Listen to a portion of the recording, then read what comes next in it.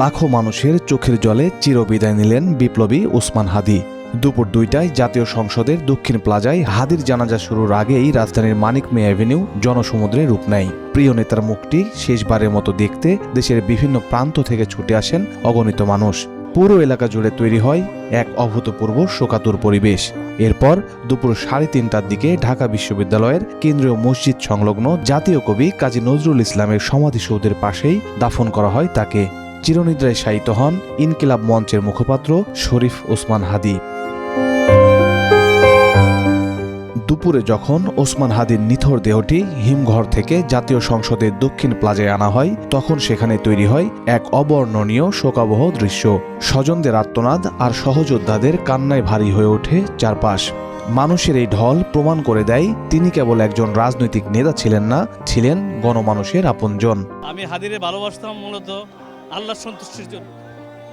আমার সন্তান আমি এই জন্য আবেগ ধরে রাখতে পারি নাই। ওর জানাজার উপস্থিতি যে জনসমাগম এবং জনস্রোত দেখতে পাচ্ছি, আমি এই সকলের মাঝে হাদিকে খুঁজে পাচ্ছি। এই অপশক্তি যারা হাদিকে হত্যা করেছে তারা ভেবেছিল যে হাদিকে হত্যা করলে হয়তো সবকিছু শেষ হয়ে যাবে, কিন্তু আমরা আজকে লক্ষ কোটি হাদি রয়ে গেছি, আমরা জেগে উঠেছি। আমরা 47-71 যদি আমরা স্বাধীন হই, মূলত ভারতের গোলামি থেকে তো আমরা স্বাধীন হতে পারি নাই। আমরা সাংস্কৃতিক দিক থেকে বলি, অর্থনৈতিক দিক থেকে বলি, রাজনৈতিক দিক থেকে বলি, কোনো দিক থেকে আমরা স্বাধীনতা হতে পারি নাই এই 54 বৎসরে। কিন্তু হাদি আমাদেরকে দেখিয়ে দিয়েছেন যে ভারতের গোলামি থেকেও আমাদেরকে মুক্ত হতে হবে। ওসমান হাদির জানাজায় অংশ নেন অন্তর্বর্তী সরকারের প্রধান উপদেষ্টা অধ্যাপক মোহাম্মদ ইউনূস। বাংলাদেশ যতদিন আছে ততদিন বাংলাদেশিদের বুকের মধ্যে ওসমান হাদির নাম থাকবে বলে মন্তব্য করেন তিনি। প্রিয় ওসমান হাদি, তোমাকে আমরা বিদায় দিতে আসি নাই এখানে। তুমি আমাদের বুকের ভেতরে আছো এবং চিরদিন বাংলাদেশ যতদিন আছে তুমি সকল বাংলাদেশির বুকের মধ্যে থাকবে। এটা কেউ সরাতে পারবে না। আমরা আজকে তোমাকে প্রিয় হাদি বিদায় দিতে আসিনি। আমরা তোমার কাছে আমরা ওয়াদা করতে এসেছি। তুমি যা বলে গেছো সেটা যেন আমরা পূরণ করতে পারি।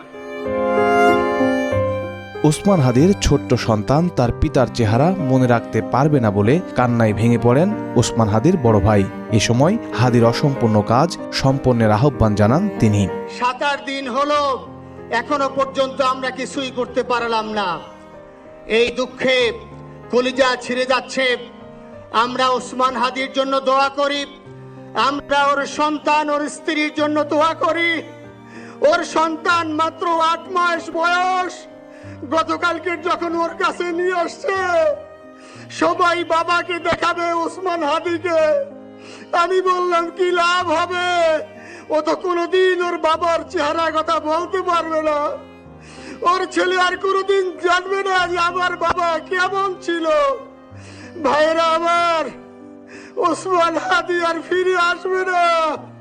ওসমান, তুমি দেখে যাও, লক্ষ লক্ষ জনতা, তৌহিদি জনতা তোমার জন্য পাগল।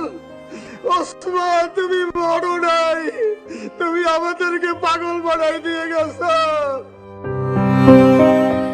জানাজা শেষে ওসমান হাদির মরদেহ নেওয়া হয় ঢাকা বিশ্ববিদ্যালয়ের কেন্দ্রীয় মসজিদ সংলগ্ন জাতীয় কবির সমাধি চত্বরে, যেখানে চিরনিদ্রায় শায়িত আছেন বিদ্রোহী কবি কাজী নজরুল ইসলাম। ঠিক তার পাশেই ঠিকানা হলো আরেক বিপ্লবীর।